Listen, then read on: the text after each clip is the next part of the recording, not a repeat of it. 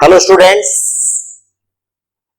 हमने 12th class के chemistry के चैप्टर नंबर 2 यानी विलयन वाले चैप्टर के 2 मॉड्यूल आप लोगों तक पहुंच चुके हैं। और सांद्रता की वो अगली इकाई है बेटा मोलरता। क्या है बेटा? मोलरता। ध्यान से सुनिए, बहुत आसान है बेटा, बस आपको थोड़ा सा दिमाग लगाना है। मोलरता क्या दिमाग लगाना है?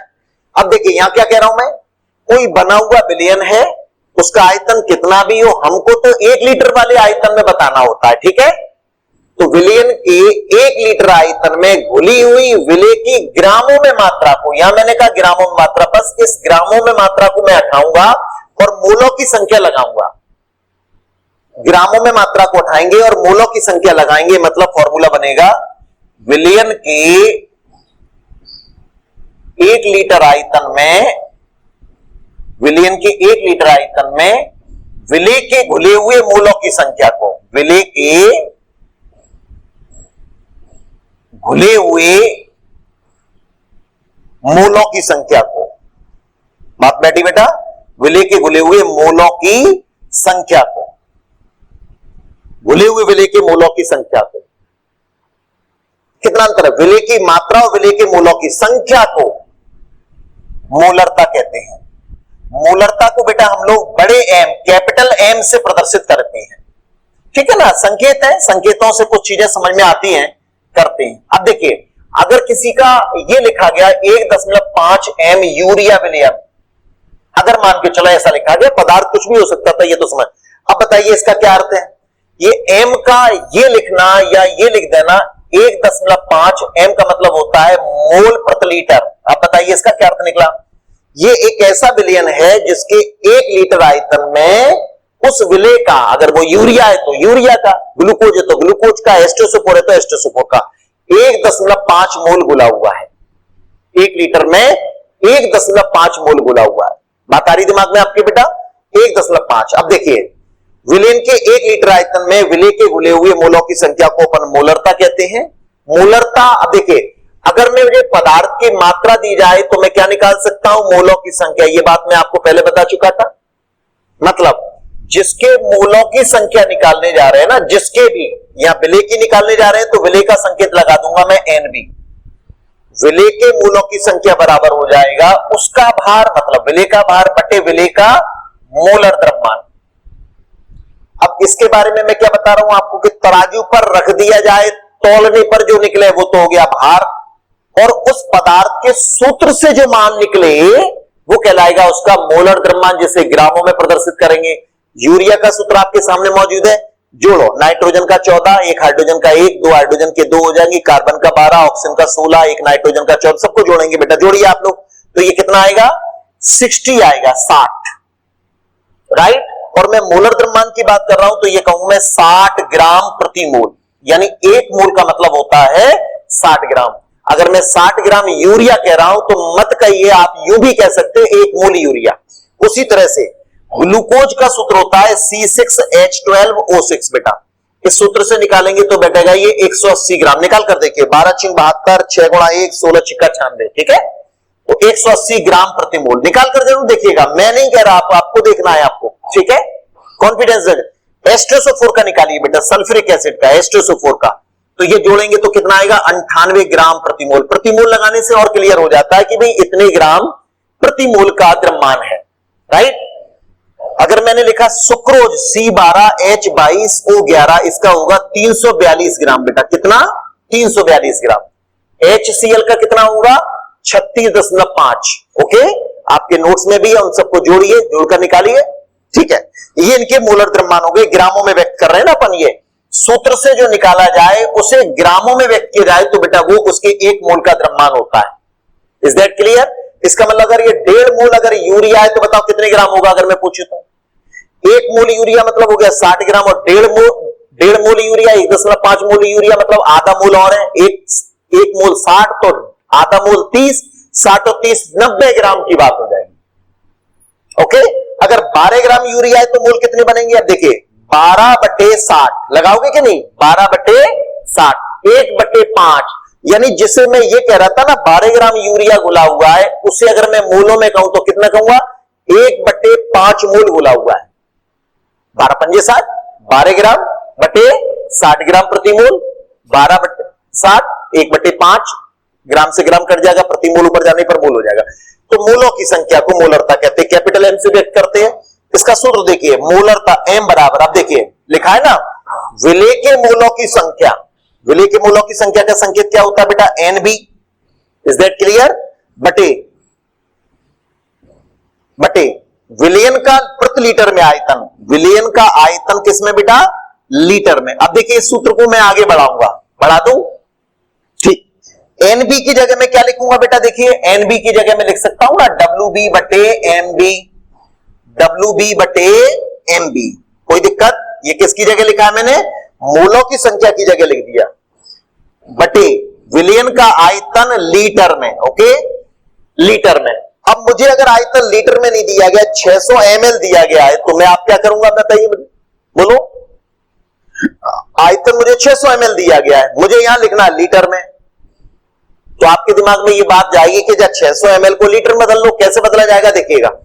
600 ml में आप भाग देंगे ना 1000 का, और 1000 के पीछे लिखेंगे ml प्रति लीटर, ml प्रति लीटर। इसका क्या अर्थ निकाला बताइए बेटा, इसका मतलब होता है कि प्रति लीटर, ध्यान से सुनिए, प्रति लीटर 1000 ml के बराबर होगा, होगा कि नहीं। इससे ml से ml कट जाएगा बेटा, देखो ml से ml कट जाएगा कि नहीं, और ये प्रति लीटर ऊपर चला जाएगा, तो ये हो जाएगा 600 बटे 1000 लीटर। अब मैं यहां ये लिखूंगा, इसकी जगह लिखूंगा 600 बटे 1000, ध्यान से सुनिएगा, 600 बटे 1000, तो 1000 ऊपर गया कि नहीं, 1000 गया कि नहीं ऊपर। 600 बटे 1000 लीटर को मैं अगर सॉल्व, मतलब यहां लिखता हूं नीचे, इसके बटे में लिखा है 600 बटे 1000, तो 1000 ऊपर जाएगा। तो अगर मैं इसको यूं लिखना चाहूं कि मोलरता बराबर WB बटे MB गुणा 1000 बटे विलयन का आयतन ml वाला, यानी अगर लीटर वाला लगाना है तो ये सूत्र लगा दो, और ml वाला लगाना है तो ये लगा दो, ठीक है। अब इसी को, यानी जो विलयन बनाता, मैं इसी को सॉल्व कर रहा हूं, देखिए कैसे सॉल्व करेंगे अपन, ठीक है। ये हटा दूं बेटा यहां से मैं, ठीक। सॉल्व करने पर वैल्यू लगाते हैं पर मोलरता बराबर, ध्यान से सुनिएगा, अपनी कॉपी में नोट कीजिएगा, बहुत आसान है, बहुत आसान तरीके से मैं बता रहा हूं। मोलरता बराबर WB इसी विलयन के लिए कि सर 12 ग्राम, राइट, क्योंकि मुझे मोलों की संख्या डायरेक्ट तो देनी गई, अगर मोलों की संख्या डायरेक्ट दे रहा होता तो मैं मोलों की संख्या, मुझे तो विलय का भार दिया गया, बटे MB कितना है बेटा, यूरिया का MB कितना होता है, तो आपको 60। अगर पूरे मात्रक लिख रहे हैं, या मैं मात्रक को बाद में बता दूंगा, आप सीधा 60 लिखिए, गुणा विलयन का आयतन 1000 ml, राइट, और ये हो गया विलयन का ml में आयतन कितना बेटा, 600। अब इसको सॉल्व कर लो, 1 2 3 1 2 3 हो गया, 6 दूनी 12, 2 से 6 कटेगा 3 बार, 1/3 मोलरता का विलयन होगा, यानी इस विलयन को मैं 1/3 मोलरता का विलयन कह दूंगा। अब आपने देखा, इसी विलयन की मैंने सांद्रता ग्राम प्रति लीटर बताई, इसी विलयन की मैंने W/V परसेंटेज बताई, इसी विलयन की मैं W/W परसेंटेज निकाल रहा हूं, और इसी विलयन की मैं क्या निकाल रहा हूं, मोलरता निकाल रहा हूं। समझ में आ गई बात।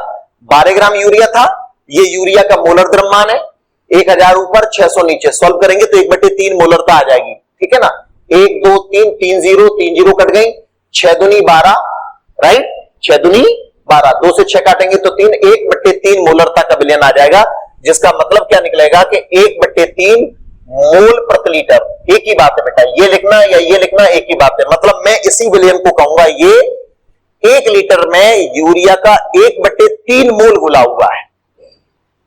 ओके, समझ में आ रही बात। चलिए, ये तो रही बात। अब मैं इन दोनों के बीच में रिलेशन बताने जा रहा हूं, मोलरता और सांद्रता ग्राम प्रति लीटर में। दोनों के सूत्रों को देखिए गौर से, दोनों के सूत्रों को कैसे देखेंगे, देखिए WB 1000 आयतन ml में, आयतन ml में, MB बचा केवल, इसमें MB नहीं है।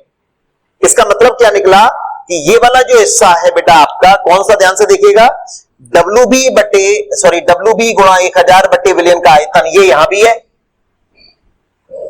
ओके, ये लाल वाला जो हिस्सा जो मैंने आपको सर्कल लगा दिया, इस लाल वाले हिस्से का मतलब हो गया सांद्रता ग्राम प्रति लीटर। इसका मतलब सांद्रता ग्राम प्रति लीटर की वैल्यू में MB का क्या कर दिया जाए, भाग दे दिया जाए। किसमें, सांद्रता ग्राम प्रति लीटर में। देखिए, अगर मैं इसमें MB का भाग दे दूं तो ये मोलरता बन जाएगी कि नहीं, तो रिलेशन क्या बना, तो आपका जवाब आएगा मोलरता बराबर, ध्यान से सुनिएगा समझ में आएगी बात, मोलरता बराबर होती है सांद्रता ग्राम प्रति लीटर बटे विलेय का मोलर द्रव्यमान। आप भाषा में लिख दो, ऐसे लिख दो मोलर द्रव्यमान, या दूसरे अर्थों में क्या कह सकते हैं बेटा हम लोग, मोलरता में मोलर द्रव्यमान का क्या कर दिया जाए, कैची गुणा कर दिया जाए, क्रॉस गुणा कर दिया जाए, तो क्या बन जाएगी बेटा, सांद्रता ग्राम प्रति लीटर बन जाएगी कि नहीं। सांद्रता ग्राम प्रति लीटर में, यानी इस वाली बात में मैं सांद्रता, तो एक मिनट बेटा, ठीक है ना, थोड़ा उल्टा हो गया ये, मैं क्या बता रहा था आपको, ये देखिए सांद्रता ग्राम प्रति लीटर, मुझे ये बताना था आपको, सांद्रता, ये लाल वाला पोर्शन सांद्रता ग्राम प्रति लीटर है, इस सांद्रता, ये है सांद्रता ग्राम प्रति लीटर है, इस सांद्रता ग्राम प्रति लीटर जो आपको दिया गया है, ये सांद्रता ग्राम प्रति लीटर हो गया बटे एमबी, सांद्रता ग्राम प्रति लीटर बटे एमबी, हाँ सही था अपना, सांद्रता ग्राम प्रति लीटर बटे एमबी बराबर हो जाएगी क्या बेटा, मोलरता, हो गई कि नहीं। देखो ध्यान से, सांद्रता ग्राम प्रति लीटर मतलब हो गया डब्ल्यूबी बटे विलयन का आयतन गुणा 1000, देखो है कि नहीं, एमबी का भाग और दे दो, ठीक था, सही था वो। अब अगर मैं आपसे ये कहूं कि इनका क्रॉस गुणा कर दिया जाए तो क्या हो जाएगा, देखिए तो आपको देखो सर, सांद्रता ग्राम प्रति लीटर निकालना और मुझे मोलरता दी जा रही है, तो मैं क्या करूंगा, मोलरता में उस विलेय का मोलर द्रव्यमान का गुणा कर दूंगा। अब देखिए मैं उसी को प्रूव करता हूं आपको ये मालूम है कि इसकी कितनी निकली थी, इसकी निकली है सांद्रता ग्राम प्रति लीटर में निकली थी, इसकी मोलरता निकली है 1/3, ये दिख रहा है, तो 1/3 में, ध्यान से सुनिएगा बेटा, 1/3 में मोलरता 1/3 निकली है, 1/3 में मोलर द्रव्यमान का गुणा कर दो, जो कितना होता है 60, 3 से 60 करने के बाद कितना आएगा, 20 आएगा क्या नहीं, तो सांद्रता ग्राम प्रति लीटर ऑलरेडी निकाल चुका हूं, 20 ग्राम प्रति लीटर, 20 ग्राम प्रति लीटर, बात दिमाग में आ गई, पहले निकाली थी क्या हमने 20 ग्राम प्रति लीटर। तो आप देखो एक दूसरे को इस तरह से रिलेटेड कर सकते हैं, तो सांद्रता जो मोलरता वाली है, ठीक है ना, मैं से यहां से हटा देता हूं, बाकी अपन इन सबको एक दूसरे से रिलेटेड भी करेंगे, ओके बेटा, ठीक बेटा। हम लोगों